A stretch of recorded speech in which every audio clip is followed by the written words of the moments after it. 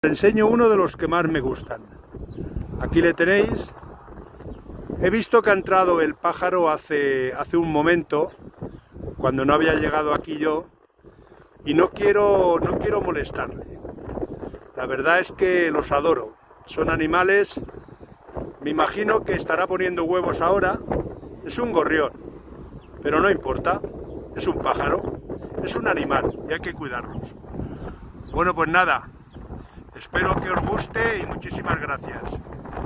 Adiós. Hola, pajarito. Pipi.